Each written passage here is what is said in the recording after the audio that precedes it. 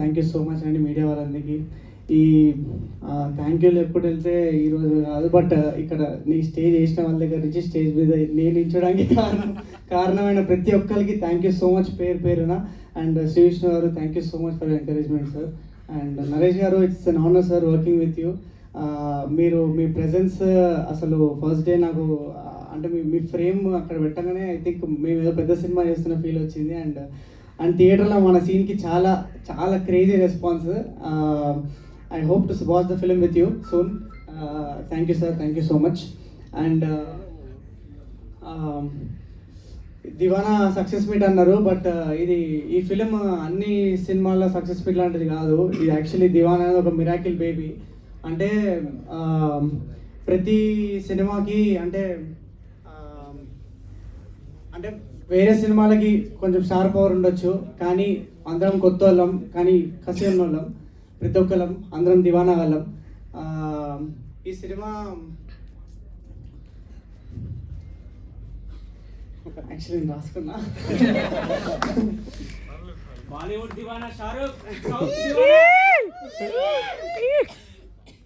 అదే అనుకున్నా. అంటే బేసిక్గా ఇది కొంచెం అంటే సినిమాల్లో 3 కేటగిరీలు ఉంటాయి అనుకుంటా.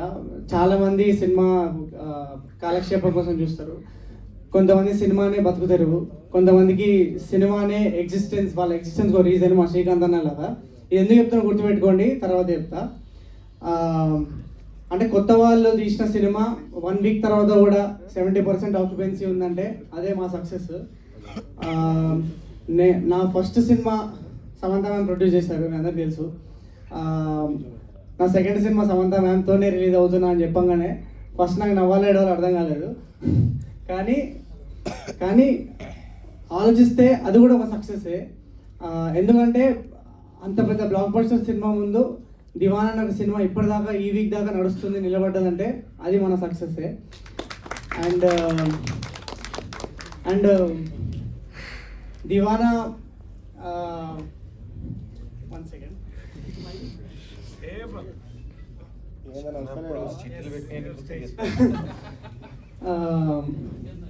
ఈ సినిమా చూసిన తర్వాత అందరూ క్యారెక్టర్ గురించి మాట్లాడుతున్నారు. మొన్న ఎంత ఓన్ చేసుకున్నారో చాలామంది మెసేజెస్ పెడుతున్నారు, వాళ్ళ ఫాదర్ గుర్తొచ్చారు, ఎమోషనల్గా ఏడుస్తారని చెప్పారు. అండ్ ప్రతి ఒక్కరు ఈ సినిమాని ఎంత ఓన్ చేసుకున్నారో అది వాళ్ళ సినిమా అయిపోయిన తర్వాత కూడా చాలాసేపు వాళ్ళకి ప్రతి ఒక్క క్యారెక్టర్ని గుర్తుపెట్టుకున్నారు, చాలా సినిమా సో ఐ థింక్ అది కూడా మా సక్సెసే. అండ్ మేము ఈ సినిమా 19th రిలీజ్ అని చెప్పి కాలేజ్ తిరిగి మొత్తము రోడ్ల మీద తిరిగి అంత ప్రమోషన్ చేసుకున్న తర్వాత లాస్ట్ మూమెంట్లో మా సినిమా 20th రిలీజ్ అయింది. అయినా కూడా 1 వీక్ వరకు ఇంకా నడుస్తుందంటే అది మా సక్సెసే.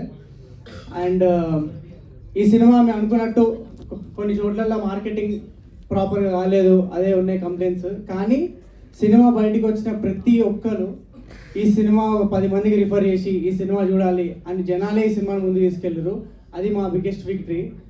అండ్ ఈ సినిమా ట్విస్ట్ బాగుంది, ఇంటర్వెల్ బ్యాంక్ బాగుంది, ఇదంతా క్రేజీ ఉంది, కానీ అయినా జనాలు ఎక్కడ ఈ ట్విస్ట్ బయట పెట్టలేదు.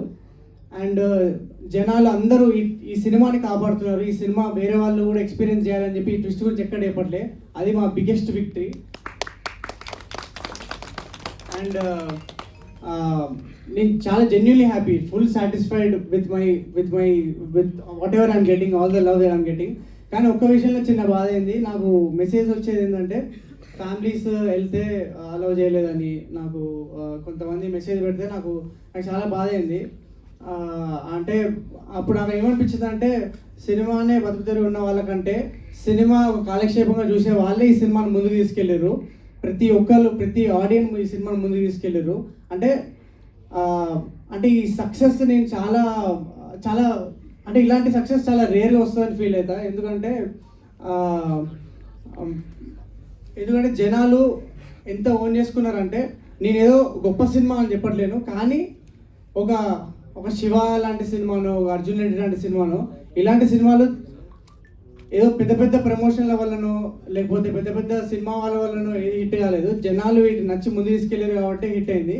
I'm very happy that Deewana is ఒక డిఫరెంట్ స్కేల్లో one such film, and this is just the beginning. Thank you so much guys. Thank you to all my Deewanas. Thank you so much for supporting this film. Please do watch it. థియేటర్లో వెళ్ళి చూడండి, సినిమా మీరు చాలా enjoy చేస్తారు. Thank you so much. Thank you.